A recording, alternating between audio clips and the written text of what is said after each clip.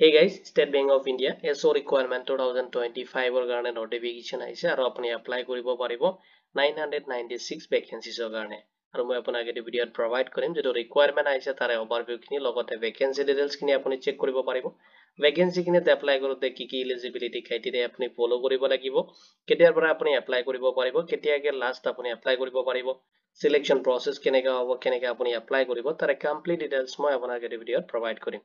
যদি আপুনি ভাবি আছে ষ্টেট বেংক অফ ইণ্ডিয়াত আপোনাৰ নিজৰ কেৰিয়াৰটো আপুনি ষ্টাৰ্ট কৰিব তো এইটো ভিডিও আপোনাৰ কাৰণে তো হক দেৰি নকৰি আজিৰ ভিডিওটো আৰম্ভ কৰোঁ SBI স্পেশালিষ্ট অফিচাৰ ৰিকুৱাৰমেন্ট 2025 ৰ কাৰণে অলৰেডি নটিফিকেশনটো আহি পাইছে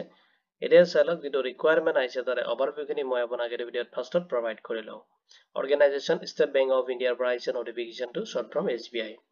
য'ত আপোনাৰ পোষ্ট নেমটো দি আছে specialist officer short form SO total আপোনাৰ vacancy দি আছে আপুনি এপ্লাই কৰিব পাৰিব 996 পোষ্টৰ কাৰণে আহিছে নটিফিকেশনটো এপ্লিকেশন যেটো প্ৰসেস হয় আপুনি অনলাইনত এপ্লিকেশন কৰিব লাগিব আৰু জবৰ যেটো ক্যাটাগৰী হয় এটো বেংক জব হ'ব আৰু আপোনাৰ জব লোকেশনটো এক্ৰছ ইণ্ডিয়াত হ'ব আৰু ষ্টেট ওয়াইজ আপোনাৰ ভ্যাকেন্সি খিনি ডিভাইড কে দি আছে লগতে চাই লওক অফিচিয়েল যেটো ওয়েবসাইট আছে আপুনি ভিজিট কৰিব পাৰিব অফিচিয়েল ওয়েবসাইটত যিকোনো ব্ৰাউজাৰত যাই কিনে যদি আপুনি সাৰ্চ কৰে sbi.co.in তেতিয়া ষ্টেট বেংক অফ ইণ্ডিয়াৰ যেটো অফিচিয়েল ওয়েবসাইট আছে আপুনি তাতে ভিজিট কৰিব পাৰিব লগত অফিচিয়েল ওয়েবসাইটৰ লিংক মই আপোনাক এই ভিডিওৰ ডেসক্ৰিপচনতো প্ৰভাইড কৰি দিম যদি আপুনি বিচাৰে তাতে ক্লিক কৰি কিনে অফিচিয়েল যেটো ওয়েবসাইট আছে তাতে আপুনি ভিজিট কৰিব পাৰিব এতিয়া চাই লওক ভ্যাকেন্সি ডিটেইলছ খিনি যত আপুনি এপ্লাই কৰিব পাৰিব 996 ভ্যাকেন্সিছ অৰ্গানাইজেচন নটিফিকেশনটো আৰু পোষ্ট ডিটেইলছ খিনি দি আছে ভাইস প্ৰেসিডেন্ট যেটো ওয়েলথৰ কাৰণে আছে পোষ্ট আপুনি এপ্লাই কৰিব পাৰিব নেক্সট আপোনাৰ পোষ্ট আছে এসোসিয়েট ভাইস প্ৰেসিডেন্ট ওয়েলথৰ কাৰণে নেক্সট আপোনাৰ ৰিলেশনশিপ মেনেজাৰৰ কাৰণে পোষ্ট আছে আপুনি এপ্লাই কৰিব পাৰিব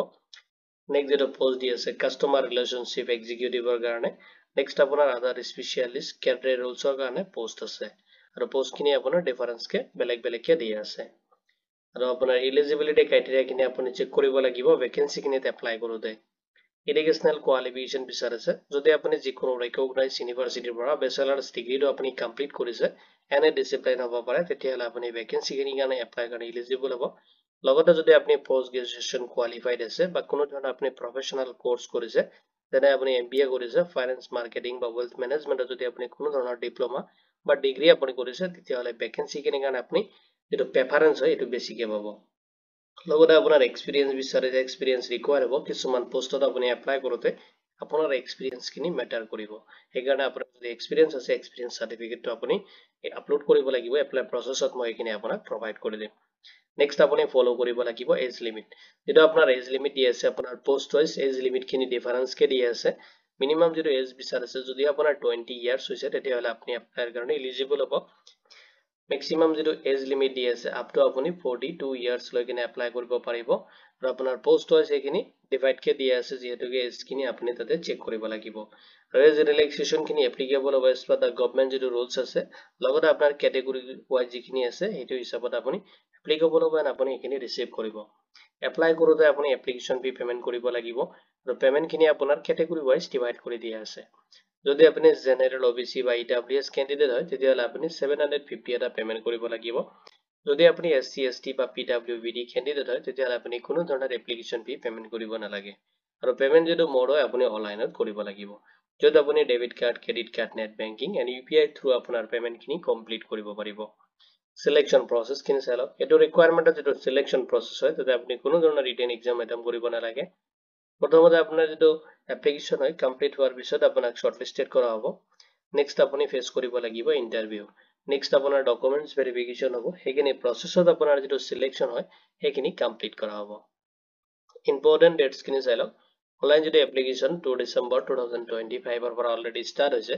আৰু আপুনি লাষ্ট এটো এপ্লিকেশনত এপ্লাই কৰিব পাৰিব 23 ডিসেম্বৰ 2025 লৈ কিনে দে চালক কেনেকে আপুনি এপ্লাই কৰিব এপ্লাই প্ৰসেস খিনি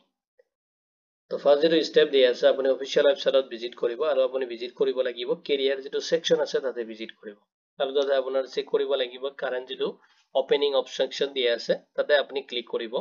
আৰু তাতে আপুনি চেক কৰিব পাৰিব ষ্টেট বেংক অফ ইণ্ডিয়াৰ পৰা যেটো স্পেশালিষ্ট অফিচাৰ ৰিকুৱাৰমেন্ট 2025 ৰ কাৰণে নটিফিকেশন আহিছে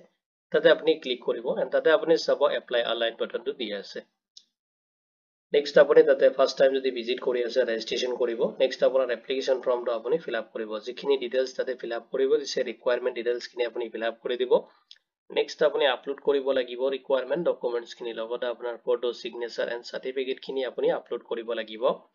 নেক্সট যেটো স্টেপ হয় আপোনাৰ এপ্লিকেশন ফি যেটো দিয়া আছে হেতু হিচাপত আপুনি পেমেন্ট খিনি কমপ্লিট কৰিব লাগিব নেক্সট আপোনাৰ এপ্লিকেশনটো আপুনি সাবমিট কৰিব তাৰ পিছত আপুনি ডাউনলোড কৰিব এণ্ড নহলে আপুনি প্ৰিন্ট আউট ৰাখিব পাৰে আপোনাৰ যেটো এপ্লিকেশন একনলেজমেন্ট ৰিসিপ্ট লগত আপোনাৰ যেটো পেমেন্ট ৰিসিপ্ট থাকিব হেতু আপুনি প্ৰিন্ট আউট ৰাখিব যদি আপুনি পেমেন্ট কৰিছে ইম্পৰ্টেন্ট যিখিনি লিংক আছে মই আপোনাক এই ভিডিওৰ ডেসক্ৰিপচনত প্ৰভাইড কৰি দিম আপুনি তাতে চেক কৰিব পাৰিব অফিচিয়েল যেটো নোটিফিকেশনৰ লিংক আছে মই এই ভিডিওৰ ডেসক্ৰিপচনত প্ৰভাইড কৰি দিম আপুনি যদি তাতে ক্লিক কৰে ডাইৰেক্টলি আপুনি অফিচিয়েল যেটো নোটিফিকেশন আছে ডাউনলোড কৰিব পাৰিব লগতে এপ্লাই অনলাইন এপ্লাই যেটো লিংক আছে হেতু প্ৰভাইড কৰি দিম তাতে ক্লিক কৰিলে আপুনি এপ্লাই যেটো পোৰ্টেল হয় তাতে ৰিডাইৰেক্ট হ'ব পাৰিব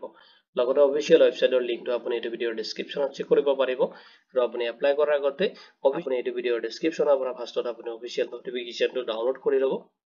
এবাৰ আপুনি থ্ৰুলি চেক কৰি লব তাৰ পিছত আপুনি এইটো ভ্যাকেন্সি কাৰণে এপ্লাই কৰি দিব যদি এইটো ৰিকুৱাৰমেন্ট ৰিলেটেড বা এপ্লাই ৰিলেটেড কোনো ধৰণৰ কোৱেশ্চন থাকে আপুনি এই ভিডিওৰ কমেন্ট সেকশনত কমেন্ট কৰি দিব ভিডিওটো চোৱাৰ বাবে ধন্যবাদ দি কিনে আজিৰ ভিডিও মই ইমানতে সামৰিছো